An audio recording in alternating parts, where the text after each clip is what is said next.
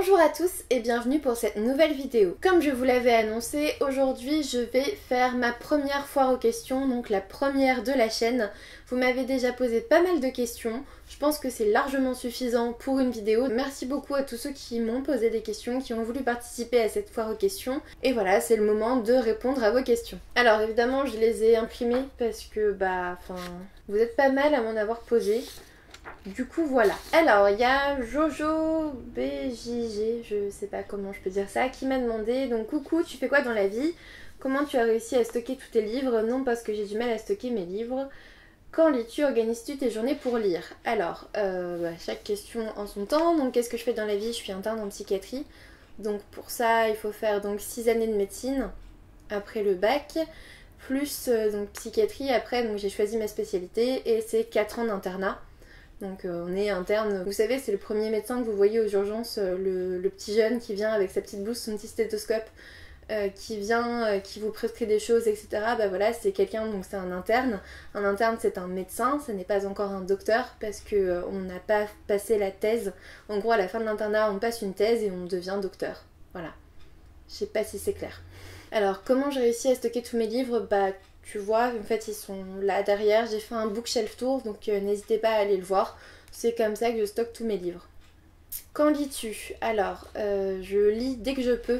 En fait, je vous ferai peut-être une petite vidéo sur comment trouver un moment pour lire, parce que vous vous doutez bien que avec mon métier, j'ai des journées franchement chargées, et du coup, c'est pas toujours évident de trouver un moment pour lire. Je vous ferai peut-être une vidéo pour mes astuces, en tout cas mes moyens de lire un peu plus. En tout cas, là tu me demandes quand est-ce que je lis. En général je lis le soir, mais en fait parfois j'ai aussi des livres sous forme e-book. Donc je les mets sur mon... je les ai aussi sur mon téléphone et du coup même parfois pendant le travail, pendant une pause, pendant voilà, je vais pouvoir lire même rien que 3 pages. C'est pas grave, c'est 3 pages de lu quoi. Après j'aime beaucoup lire le matin, par exemple le week-end, j'adore me poser, donc en fait j'ai un fauteuil juste là sur le côté, à côté de mes bibliothèques et en face. Et c'est là que je lis, en fait, le matin, le week-end, j'adore ça. Je lis aussi juste là ou dans le lit, enfin si je suis trop crevée, voilà, mais quand je rentre du travail, parce qu'en fait mon copain est professeur de guitare, chant basse, etc. Il fait ça à la maison. Et du coup, parfois il n'a pas forcément fini quand moi je rentre du travail, même si je rentre tard.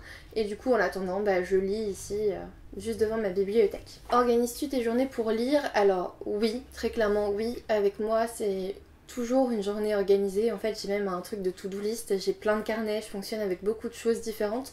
Si vous voulez, je peux aussi vous faire une vidéo pour vous montrer mon organisation, mes carnets, etc. Il n'y a pas de souci. Mais oui, en effet, j'organise mes journées pour lire. Je me dis que voilà, de telle heure à telle heure je vais pouvoir lire, ou voilà. C'est sûr que si je faisais pas ça, ça serait très compliqué de lire autant. Ensuite, on a Océane Vie en livre qui me dit quel est le seul livre que tu nous conseilles? Clairement, La Passe Miroir, tome 1, Les Fiancés de l'hiver. Pourquoi? Parce qu'en fait c'est le premier livre que j'ai lu il y a du coup 3-4 ans, donc en janvier. Et en fait, si vous voulez, quand on est en médecine, en gros ce sont des livres de cardiologie, de rhumatologie, d'orthopédie que vous lisez et pas des livres de fiction. Donc j'avais totalement arrêté de lire de la fiction parce que j'avais pas le temps, parce que je lisais déjà toute la journée des livres de médecine et que franchement le soir j'avais des migraines de fou. Donc voilà. Et un jour j'en ai eu marre parce qu'avant j'étais une grande lectrice quand j'étais au lycée, au collège. Et voilà, ça m'a manqué. J'ai repris. Et j'ai repris avec La Passe Miroir le tome 1. Et depuis, voilà, en fait, grâce à ce livre, j'ai créé cette chaîne, j'ai créé le blog avant. J'ai repris goût à la lecture et maintenant, franchement, même si je dois lire des livres de psychiatrie, personnellement, je lis encore de la fiction, quoi. J'arrive plus à ne pas lire. Donc vraiment, c'est ce livre-là qui a fait le déclic, donc c'est le seul livre que je vous conseille. Quel est le personnage masculin avec lequel tu aimerais sortir? Alors, question difficile. J'en ai plein. J'en ai plein. Je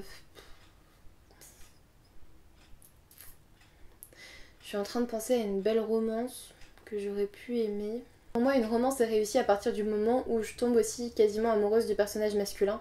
Ou presque. Enfin, parfois, je rêve de ce personnage, tu vois. Donc, alors, j'ai beaucoup aimé Elias dans Une Brèche sous la cendre de Sabaa Tahir. Même si c'était pas une romance, franchement, j'aime bien. Moi ça me dérange pas les clichés de personnages masculins beaux, ténébreux et mystérieux. Franchement à chaque fois ça me dérange pas de tomber dans le panneau. Donc clairement à chaque fois qu'il y a un personnage comme ça je vais possiblement en tomber quasiment amoureuse. Et enfin, comment fais-tu pour chercher tes sujets de vidéos, me dit Océane. Donc les updates lecture c'est assez simple. Dès que j'ai fini 4 livres j'en fais un. Book haul, bah voilà, en fin de mois. Et après, c'est en fonction de mes envies. Là j'avais envie de me livrer un petit peu plus, du coup bah foire aux questions. Parfois j'ai envie de faire un tag, parfois c'est un challenge, je me lance dedans, je me dis bah tiens fais une vidéo, comme ça tu montres ta pile à lire et voilà. En fait c'est vraiment au feeling. Parfois en fait j'ai un carnet, encore une fois, où je planche un petit peu sur mes sujets de vidéos, sur mes vidéos et voilà, ça me vient comme ça en fait. Ensuite, question de Baptiste Gallet-Marsac. Dans quelle région de France habites-tu? J'habite en Picardie. Alors maintenant on dit Hauts-de-France, mais clairement je suis peut-être vieille, mais pour moi c'est toujours la Picardie. En fait, ça n'a pas changé. Donc Hauts-de-France, je crois qu'on est regroupé avec le Nord et le Pas-de-Calais. C'est ça? Enfin, je me sens pas vraiment du Nord. En fait, si vous voulez, je suis plus près de Paris que de Lille, là techniquement ici. Du coup, bon, j'ai du mal à comprendre cette nouvelle région. Mais en tout cas, voilà, je viens de la région Picardie, Hauts-de-France, ce que tu veux. Ensuite, Anaïg de Pau, je sais pas comment ça se dit, me demande quel âge j'ai 26 ans. Je sais, je commence à me faire vieille. J'ai du mal avec mes 26 ans, d'ailleurs je les ai eus en octobre. Et j'ai toujours envie de dire que j'ai 25 ans parce que voilà, je sais pas, je me suis arrêtée à un certain cap. Avant j'étais bloquée sur 22 ans, maintenant je suis bloquée sur 24-25. Les 26 ne sont toujours pas acquis. Voilà, que voulez-vous, tant pis. Ensuite, question de Miss Lulu03 qui me dit si tu devais t'identifier à un personnage de livre, lequel serait-il? Aucune idée, j'en sais rien. En fait, j'ai plutôt l'impression que je m'identifie à chaque fois à un personnage dans un livre. C'est pas forcément le personnage principal, parfois c'est un personnage secondaire, parce qu'il me ressemble plus, et puis c'est tout. Quand il est psychiatre, ça m'aide. Quand c'est une fille qui aime la lecture, ça m'aide aussi. J'ai jamais rencontré un personnage de roman qui me correspondait à 100%. Cependant, je pense que c'est vraiment important de s'identifier à chaque fois à un personnage dans un roman, et c'est ce qui fait qu'on tombe dans le roman, qu'on plonge dedans, la tête la première, ou pas. Quel est ton livre préféré? Alors là j'ai répondu La Passe Miroir. J'ai rencontré l'auteur en décembre 2015 ou novembre 2015, je ne sais plus. C'était une super expérience, j'ai eu mes 2 livres dédicacés et voilà, j'ai pas encore lu le 2e tome parce que j'arrive pas à m'y résoudre. Mais voilà, le 1er tome, c'est mon livre préféré, je dirais. Si tu devais te retrouver sur une île déserte et emporter qu'un seul livre, lequel serait-il? Je suis pas sûre que j'emmènerais La Passe Miroir pour le coup, parce que je le connais très bien. Je sais pas, je pense que j'emmènerais un livre que je connais pas, mais que j'ai pas encore lu, mais qui a eu de très bons retours. Je pense que je ferais comme ça, en fait, pour pouvoir toujours le découvrir une première fois. Et s'il a eu de bons retours, j'ai pas mal de chance pour bien l'aimer aussi à mon tour. Et du coup, bah, ça me dérangera pas forcément de le relire. Et puis, personnellement, si je suis sur une île déserte, je vais pas faire que lire, déjà. Je pense que je m'inventerai mes propres histoires, quoi. Même si j'ai pas de papier pour les écrire, au bout d'un moment, je pense que ça sera un petit peu compliqué de faire sans. Ensuite, question de Lémon de Sarah. Quelles sont tes citations préférées? Alors, ça je les note, donc je vais vous dire. En fait, à chaque fois, je mets des petits trucs dans mes livres pour montrer que voilà, ce passage-là, j'aime bien ce qui est dit. Mais avant, je les écrivais sur mon téléphone. Du coup, bah, je vais vous dire ce qui est écrit. Donc je crois que c'est tiré du livre Le Confident, il me semble. Annie a toujours fait partie de ma vie. J'avais 2 ans quand elle est née, 2 ans moins quelques jours. Et j'avais 20 ans quand elle est morte, 20 ans moins quelques jours. Si à 2 ans moins quelques jours, on ne sait pas que l'on rencontre l'amour de sa vie, à 20 ans moins quelques jours, on sait quand il meurt. Et on se demande alors pourquoi on existe. Il y a des gens qui pensent qu'ils vont mourir quand leur inséparable disparaît, mais moi je le sais depuis toujours qu'on n'a pas cette chance-là. Mon père n'a jamais murmuré à ma mère qu'on pouvait mourir d'amour. Alors voilà, mes citations préférées en général, elles sont ultra romantiques ou ultra tristes ou voilà. En général c'est ça. C'est à peu près le thème dominant. Ensuite, toujours une question de Lémon de Sarah. Combien as-tu lu de livres en 2016? J'en ai lu entre 85 et 90. Voilà, tout mélangé. Et cette année, dans mes résolutions livresques, j'ai bien dit que je voulais en lire plus de 100. Pour l'instant, je suis bien partie. Ensuite, quelle est ta plus belle couverture? Je sais pas. Du coup, je vais montrer un livre un petit peu spécial. Il s'agit de Une étude en soi de Emma Jane Holloway. Alors, c'est pas forcément ma plus belle couverture, je sais pas trop, j'ai énormément de belles couvertures dans ma bibliothèque. Cependant, dans cette édition-là, avec les dorures, la tranche dorée comme ça, en édition du cuivre, je pense que ça fait un très beau livre. Question suivante, toujours de Les Mondes de Sarah. Quel est ton organisé? As-tu des carnets? Alors oui, si vous voulez, je vous fais une vidéo dessus, il n'y a pas de souci. Voilà, vous me le dites en commentaire. Vous voulez savoir mon organisation pour la chaîne, pour le blog. Je vous montre tout, j'ai des calendriers, des carnets, des... voilà. Lucie qui me demande, si tu ne devais choisir qu'un seul livre, ton livre chouchou de tous les temps, lequel serait-il? La Passe Miroir tome 1. Quel est ton top 3 d'auteurs favoris? Dur, parce que 3, c'est pas beaucoup. Je vais pas dire J.K. Rowling parce que c'est trop cliché et que c'est vrai depuis 10 ans. Depuis que je connais les Harry Potter, depuis 16 ans même en fait. Ça me rajeunit pas du tout. Donc je vais pas la dire, je vais dire Vincent Villeminot parce que j'ai vraiment adoré en général ses livres. J'ai hâte de lire les prochains d'ailleurs. Et j'ai aussi adoré le rencontrer à Montreuil. Je pense que c'est important en fait cet échange voilà, entre un blogueur, un lecteur et un auteur. Voilà, c'est aussi ce qui me fait adorer l'auteur. Ensuite, en ce moment, j'aime aussi énormément Marie Pavlenko, donc l'auteur de Marjane. Elle aussi, je l'ai vue à Montreuil. Ça s'est super bien passé. C'est une auteure vraiment super. Voilà. Et puis en troisième, je dirais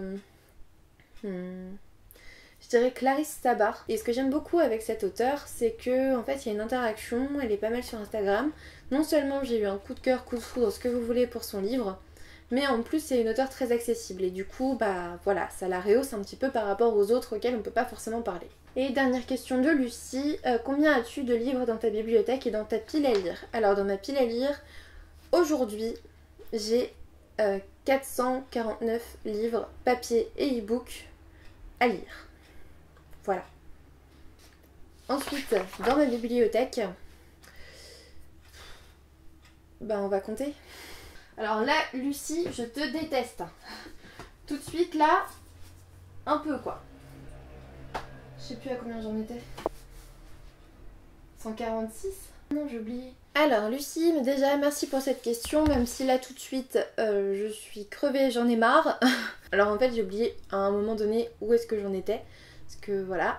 Du coup j'ai décidé de noter tout étagère par étagère. Donc voilà, ça donne ça.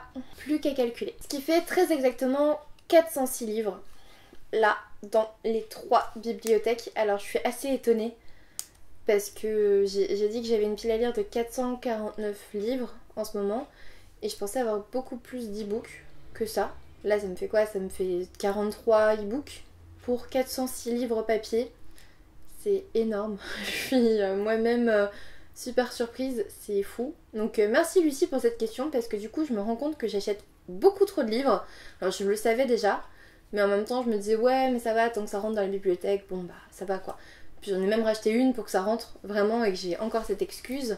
Mais en fait, j'ai 400 livres et j'en ai pas lu beaucoup dans ceux qui sont derrière. Donc voilà, je pense que j'ai un problème d'addiction d'achat de livres. Ensuite, Miss Lulu03 qui m'a posé pas mal de questions me demande habites-tu toujours chez tes parents ou vis-tu en couple avec ton copain? Alors on loue une maison depuis août 2015 avec mon copain, je crois que c'est août 2015, oui. C'est une petite maison en ville, c'est pour ça que souvent vous entendez les voitures derrière ou même des sirènes du SAMU, des pompiers, parce que bah, en fait je suis sur la route de l'hôpital parce que bah faut bien que j'aille travailler, il faut bien que je sois pas trop loin. Et donc voilà, on a pris une petite maison en ville, tranquillement, histoire de commencer quoi. Et de voir un petit peu la vie à deux, tout ça, et du coup c'est depuis août 2015. As-tu des enfants, mis à part ton chat? Non. J'ai un chat et j'ai beaucoup de livres. Est-ce que ça compte? Étant donné que je n'ai pas vu de bague à tes doigts, tu n'es pas mariée? Non, on n'est pas mariés. Voilà, ça fera 4 ans qu'on est ensemble, je crois, en mai. Question suivante, alors, Émilie, alors c'est soit Desmeo, soit Demeo, je sais pas si on dit le S, qui me demande aussi, j'ai vu dans l'une de tes vidéos que tu aimais les romans historiques, quels sont pour toi les meilleurs titres de ce genre littéraire? Alors j'aime énormément les romans historiques, c'est vrai, mais j'en ai lu très peu en fait, j'en ai très peu lu, mais à chaque fois que j'en lis un, j'adore. Le roman historique que j'ai beaucoup aimé, c'est celui-là, tout simplement, il est là. Les Rives de la Terre lointaine de Sarah Lark aux éditions L'Archipel. C'est un livre que j'ai beaucoup aimé. En plus j'ai une brique et moi j'adore les briques. Voilà. Ensuite, à nouveau Miss Lulu03 qui me demande comment fais-tu pour arriver à faire tout ce que tu fais, ton blog, ta chaîne, tes études en psychiatrie, lire, etc. Où trouves-tu le temps de tout faire? Eh bien c'est simple, je ne vis pas dans le même univers, j'ai des journées de 48 heures. Non, j'aimerais énormément avoir des doubles journées. Vous savez, 48 heures et puis tu dors que 6 heures. Ce serait génial si on pouvait faire ça. Comment je fais? Bah écoutez, je vous propose encore de faire une vidéo sur comment trouver du temps pour lire quand on n'en a pas de base. Quand on travaille voilà, de 9h à 19h, comment on peut trouver le temps de lire. Je peux vous faire une vidéo dessus, en tout cas sur moi ce que j'ai trouvé pour le faire. Voilà, si ça vous intéresse, je vous le dis. Sinon, ben, en général, de toute façon, le mot d'ordre pour moi, c'est de toujours avoir un livre ou de quoi lire sur moi et de lire à chaque moment possible. Voilà. Ensuite, on a Miss Lulu03 encore, merci pour toutes ces questions, qui me dit est-ce qu'il t'arrive de pleurer quand tu lis? Oui.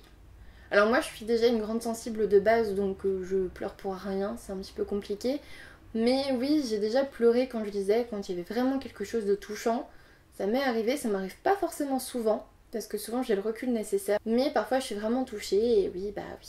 Et les colis unboxing ou tes colis presse, les achètes-tu ou tu les reçois gratuitement? Alors, les colis unboxing, donc tout ce qui était ce que je vous ai filmé, les box en fait. Les box livresques, donc c'était 1001 livres et Once Upon a Book, je les ai payés. C'était pas du tout un service presse. Et par contre, les unboxings des services presse, donc les filles de Break Lane dernièrement par Flammarion Jeunesse, ce sont les éditions Flammarion Jeunesse qui me les envoient. Quand je vous dis que je reçois un service presse, c'est que la maison d'édition me l'a envoyé, en fait, tout simplement. Mais c'est pas pour ça que je dis pas quand j'aime pas. Je suis pas du genre à enjoliver les choses. Si j'ai pas aimé, voilà. Il y a, par exemple, j'ai pas hésité à dire que ma plus grande déception de l'année dernière, c'était Paranoia. C'est Hachette qui me l'avait pourtant envoyé pour lire, mais j'ai pas aimé, je suis désolée, mais en psychiatrie, ça tient pas la route. Bah voilà, point. Enfin, je vais pas renier ce que je dis parce qu'on m'a donné un livre gratuit. Voilà. Et enfin, dernière question, qu'est-ce qui t'a amené à faire des études en psychiatrie? Alors, c'est dur comme question. En fait, si vous voulez, quand j'ai passé mon bac, je savais pas trop quoi faire après. Je pense que voilà, il y a des gens qui ont des vocations, qui savent tout de suite ce qu'ils veulent faire, qui savent depuis tout petit qu'ils veulent faire, je sais pas, professeur des écoles ou autre chose. Et moi, c'était pas le cas. J'ai voulu être avocate, j'ai voulu être prof, j'ai voulu être vétérinaire, mais j'avais peur de piquer les animaux. J'ai voulu faire plein de choses. Professeur d'anglais aussi, parce que j'aime beaucoup l'anglais. J'ai juge des enfants. J'ai pensé à ça aussi quand j'étais au lycée. Et puis au final, bah à un moment, faut choisir. Et j'avais tous mes meilleurs amis qui allaient en médecine. Et bêtement, je me suis dit, bah la médecine, ça t'attire aussi. Pourquoi ne pas essayer? Au final, j'ai fait ma première année de médecine. Alors j'ai redoublé ma première année comme beaucoup d'étudiants en première année de médecine. Cependant, j'ai carrément accroché et je me suis dit, c'est ça que je veux faire et je vais redoubler et je vais y arriver. Au final, après, je suis passée dans les années supérieures sans redoubler. J'ai validé à chaque fois. Et en 6e année de médecine, donc à la fin, on passe l'examen national classant. Donc tous les internes réunis, voilà.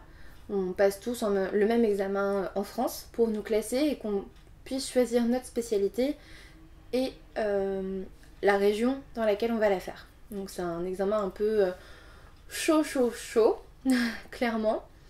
C'est pire que la première année pour moi. J'ai beaucoup hésité entre médecine générale et psychiatrie. Parce que quand j'étais passée chez un médecin généraliste libéral, j'avais beaucoup aimé mon stage. Mais en même temps, j'ai fait 3 mois de pédopsychiatrie, donc psychiatrie de l'enfant, au moment des choix. Et j'ai adoré. En fait, c'était totalement différent. C'était soin par la parole, par les médicaments aussi bien sûr, on est médecin, mais aussi, enfin voilà, c'est quelqu'un qu'on rencontre, qu'on ne déshabille pas forcément au début pour écouter le cœur, les poumons, etc. Non, là le seul contact qu'on a au départ c'est lui serrer la main, et c'est déjà beaucoup parfois, ça dit déjà beaucoup de choses, une poignée de main, un visage qui rentre dans un bureau d'entretien. Et en fait j'ai toujours eu ce côté littéraire, j'ai toujours aimé la psychologie. J'ai toujours eu ce petit côté plus littéraire parce que je suis désolée mais la psychiatrie pour moi ça a aussi un côté littéraire en plus du côté bien sûr scientifique. Voilà, c'est peut-être la seule spécialité pour moi qui l'a encore. C'est un travail qui me passionne, je me suis pas plantée d'orientation, ça fait 1 an et demi que je suis interne en psychiatrie et j'adore ça.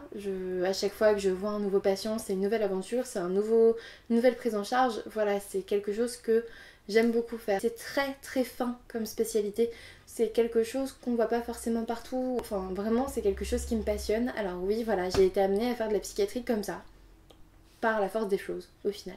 C'est fini pour cette foire aux questions, j'espère qu'elle n'aura pas été trop longue. J'espère en tout cas que ça vous aura plu. N'hésitez pas si vous avez d'autres questions, si vous avez voilà, des demandes de vidéos comme je vous l'ai proposé dans cette vidéo. N'hésitez pas à me le dire. Si vous avez envie de voir mon organisation, si vous avez envie d'en savoir plus sur mon métier, si voilà. Je suis à votre disposition, n'hésitez pas à me dire tout ça en commentaire. J'espère que ça a été l'occasion d'en apprendre un peu plus sur moi et je vous dis à bientôt pour une nouvelle vidéo.